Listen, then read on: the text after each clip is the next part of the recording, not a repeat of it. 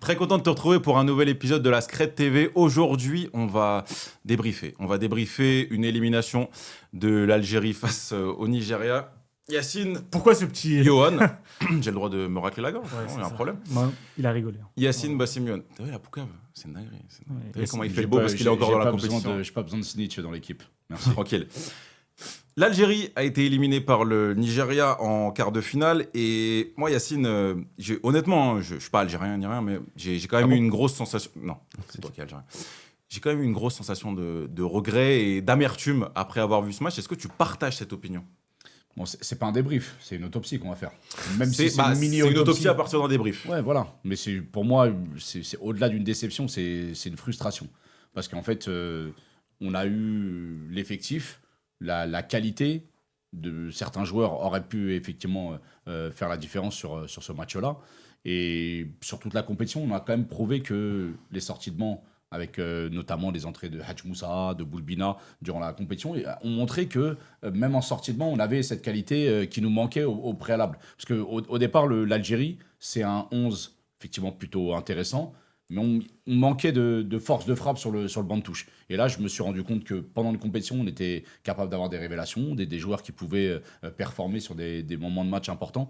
Et force est de constater que sur un quart de finale aussi important, se priver de ces forces de frappe-là et commencer un match de façon aussi frileuse et avec un plan de jeu qui était ultra défensif, avec des joueurs qui ont fait preuve de... Oui, c'est une erreur. C'est l'erreur du coach. Petkovic a fait une erreur sur ce match-là. Si je devais faire un ordre de responsabilité, bien évidemment que Petkovic est numéro 1 au niveau du classement par rapport à ses choix, par rapport au fait qu'il a installé Zerouki au poste de numéro 6, qui est un joueur très défaillant et qui effectivement, par rapport à la compétition et par rapport à ses précédentes sélections, n'a jamais montré de qualité et de performance. Donc voilà, on sait que c'est son chouchou de Petkovic et c'est pour ça qu'il l'a fait jouer.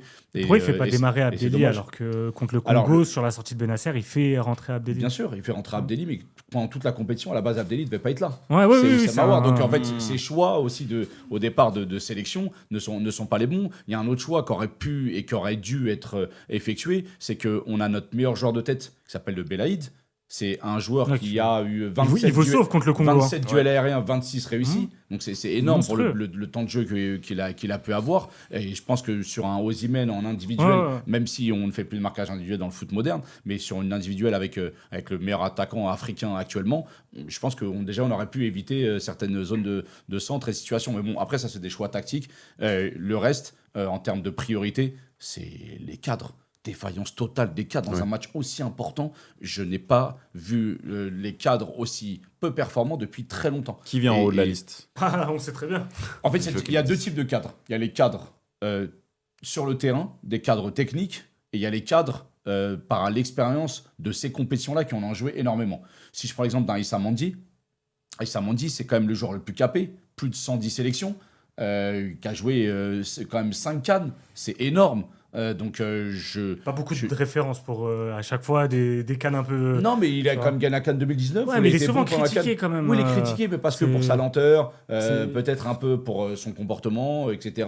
Mais c'est un joueur qui voilà. Non, mais tu vois, il est souvent sur la scène de crime. Tu le vois lui, tu le vois. Tu le vois lui, tu vois l'autre. Tu veux la scène de crime? Comme dans Cluedo. Il y a Aïssa Mandi, et dès que tu fais une petite transversale sur la droite, tu vois l'ailier droit. Le dictateur, le capitaine. Oui, c'est lui, c'est la vérité. Je suis content qu'il ait bien commencé la compétition, mais je suis très déçu de sa fin de compétition et surtout de son comportement. C'est pas un peu en trompe-l'œil aussi, justement, ce doublé. Enfin, tu vois, c'est. Ouais, mais c'est pas un trompe-l'œil. C'est-à-dire que quand le niveau s'élève, c'est un joueur qui ça va de Il est quand même sur une pente, franchement, depuis plusieurs compètes, quoi, qui est compliquée. Surtout en projection de la Coupe du Monde aussi, moi, c'est ça que je veux voir. Bien sûr. Il va la faire, cette Coupe du Monde. Bah oui, bien sûr. Il sera là. Et pour quel résultat? Vous n'allez pas lui voler son cadeau, son gâteau. C'est pour lui, c'est son précieux. Donc, il va jouer la Coupe du Monde. Je pense qu'il faut... Titulaire, capitaine, tout ça. Le sélectionneur reste le même.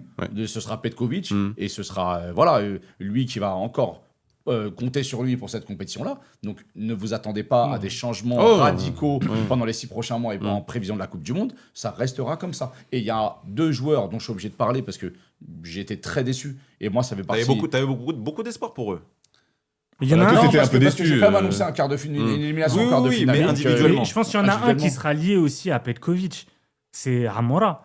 C'est le choix de te passer de Bounedjah fait que Amora a dû faire le rôle de neuf, ça c'est la grosse erreur. Et en même temps, créer les différences sur le côté, défendre sur le côté. Peut-être c'est trop pour un seul homme qui... Il y a une légende algérienne, je l'ai dit comme ça, mais dis-la. Qui dit que Amora n'est performant que contre les petites équipes. Et qu'à chaque fois que la montagne est un peu trop élevée, et on s'y connaît en Kabylie en termes de montagne, quand la montagne est un peu trop élevée, c'est un peu plus compliqué pour lui. Moi, j'y crois pas trop à cette légende-là, parce que je pense que c'est un joueur qui a énormément d'énergie et qui perd, je pense, cette énergie-là dans les pressings. Tout à l'heure, on parlait de contre-pressing, etc. Dans le pressing, dans le contre-pressing, c'est une forme un manque de lucidité parfois dans certaines situations. Il a eu les occasions. C'est pas comme s'il n'en avait pas eu. Mais au final, te retrouver avec une passe décisive dans toute la compétition, l'extérieur qui met à Riyad Mahrez. Et au final, c'est décevant. Moi, il y a un joueur qui m'a énormément déçu sur la compétition, mais je commence un petit peu à m'en lasser. C'est Ryan Aït-Nouri. Comment un joueur comme toi, aussi talentueux que toi, qui joue quand même à Manchester City, Guardiola a fait des éloges de toi. Donc je suis désolé, mais tu peux pas me faire des performances comme ça, comme un joueur de futsal qui joue que semelle et à chaque fois qu'il se fait prendre dans son dos défensivement, qui a la ramasse. Et j'étais très déçu. Et ça impacte peut-être le niveau d'Amora aussi. Oui, bien sûr. Et j'étais très déçu du fait qu'il joue tous les matchs, mais en même temps, c'est lié à la blessure de Jawan Adjam qui est arrivée un peu trop précocement. Et au final, on a perdu un très bon socle défensif et la blessure aussi de Samir Chergui. Ça nous a énormément fait de mal, les blessures. Il y a eu la blessure aussi de Ismaël Benasser contre le Congo à la mi-temps. Et voilà, ça a rendu la tâche un peu plus difficile. Et on s'est retrouvé quand même face à une équipe du Nigeria qui était supérieure à nous. Et il faut reconnaître la force de nos adversaires. Donc voilà, on en sort déçu et frustré. Mais globalement satisfaisante, la CAN. C'était à votre niveau. Vous avez joué à votre niveau. Si je parle d'objectif, l'objectif a été atteint, parce que c'est quart de finale. Il faut parler aux deux autres. Africains, c'est le niveau de l'Algérie. L'Algérie, pour moi, je les vois 6, 7 en Afrique. Mais c'est pour ça que moi, je suis quand même moins frustré, parce que je trouve que, tu vois, par rapport justement aux deux précédentes cadres où l'Algérie a été absolument catastrophique, là, tu arrives quand même à revenir en quart. Et comme je te dis, je suis moins frustré parce qu'il y avait un tel écart face au Nigeria, qui est quand même beaucoup plus habitué, comme on l'a dit tout à l'heure, à ce genre de niveau de compétition. Écoute... Mais est-ce que c'est acceptable qu'il y ait quand même 2 divisions d'écart entre ces deux équipes en quart de finale? Moi, tu vois, c'est dur. Après, tu me diras, l'Algérie, ça fait plusieurs années, plusieurs éditions qui ne passent pas les poules, donc tu dois te réhabituer à quelque chose. Mais je pense que le constat sur ce match, je vois une équipe Coupe du Monde et une équipe pas Coupe du Monde. Tu veux mon avis, Basile? Et pourtant, c'est l'inverse. C'est un truc qui va pas faire plaisir, mais je suis pas là pour faire plaisir aussi en même temps. Alors, Je pense que les joueurs algériens ont eu peur du Nigeria. Ok. C'est de la peur. C'est de la peur. La peur de quoi? Zimene, ils sont mais si tu te fais rentrer dedans d'entrée de jeu, ils rentrent dedans, ils sont... En fait, voilà. La réaction athlétique, sur le plan peut-être athlétique, c'est une équipe qui n'a pas confiance aussi en sa capacité à faire des efforts. À partir du moment où tu t'entraînes, tu vois... à partir du moment où tu sors le Congo, tu te dis que... je vais pas dire qu'il n'y a plus rien qui peut t'arriver, parce que c'est... Et tu le sors, en fait, et la manière dont tu le sors. Ouais, mais la manière de taper le Congo, elle est relou, parce que tu passes le Congo, mais tu tapes des prolongues pour des mecs qui sont peut-être... Oui, t'as laissé beaucoup d'afflux nerveux, tout ça. T'as laissé des plumes, et peut-être tu as la joie de passer le Congo, mais par contre, tu le payes contre le Nigeria. Physiquement, ouais. C'est une probabilité que physiquement, là, sur la répétition des efforts, il y a eu une incidence sur le résultat final et sur le niveau global des joueurs. Et sur cette CAN, globalement, moi, ce qui m'inquiète, c'est que tu vois 3 équipes, donc avec le Nigeria, avec le Maroc et avec le Sénégal, où autour du contexte, tu vois un cadre type Coupe du Monde. T'es pas dans une CAN avec un taux d'humidité à 70%, avec des pelouses dégueulasses. Donc t'es un peu dans un cadre idéal, donc tu vois une recette d'impact physique, de contre-pressing, de course à haute intensité. Et tu vois peut-être une différence entre les équipes. Tu as vu la Tunisie, tu as vu le Mali et tout. Et en fait, l'Algérie qui sera à la Coupe du Monde, moi, ce que je veux pas, c'est que là, on se dise, on a fait quart, c'était ce qui était prévu, on perd contre l'une des meilleures équipes africaines.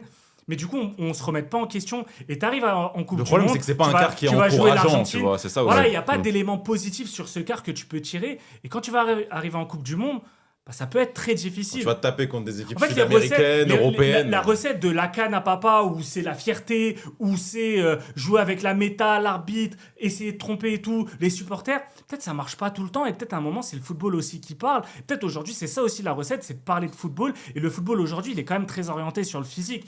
Et là-dessus, l'Algérie, moi, elle m'a pas rassuré. Il y a déficit. Sur ça, je suis complètement d'accord. Et c'est d'ailleurs, juste pour finir là-dessus aussi, la compo de départ, où quand on voit Amaza et Amoura en pointe les deux à se battre contre la défense du Nigeria, pour moi, c'est perdu d'avance. C'est une erreur. Et j'attendais lecture du Bounedjah, match. justement, qui est quand même plus dans l'impact physique, qui lui peut rivaliser. Tu t'attends là, je sais pas, la 65e, la 60e, ou je sais pas combien. Enfin, t'attends vraiment le bout du bout pour te dire, bon, vas-y, je vais essayer de faire peut-être 2-3 changements, alors que dès la mi-temps, tu vois qu'il n'y a rien qui va. Et ça, c'est par contre, oui, c'est pas la vraiment première imputé fois à Petkovic. dans cette CAN qu'on pointe les choix de Petkovic. Donc, s'il Ouais. y a bien un axe à pointer pour la Coupe du Monde, c'est ses choix. Après, Ouais, le complètement. choix de mettre ou pas Mahrez, je pense qu'il ne lui appartient plus. Dites-nous en commentaire ce que vous avez Il pensé a le verbe, de l'Algérie, de cette Algérie-Nigeria qui a été décevant. C'est dommage. pour Et la de la suite. CAN de l'Algérie aussi. Et également de la suite, ce que vous pensez pour la Coupe du Monde. Quelle 11 doit aligner Avec le Petkovic? retour de Guiri aussi, peut-être. Peut-être, pourquoi pas. Ça mériterait une vidéo, ça, le cas Guré, quand même. Je voudrais vraiment avoir ton avis là-dessus, Yacine. Désolé.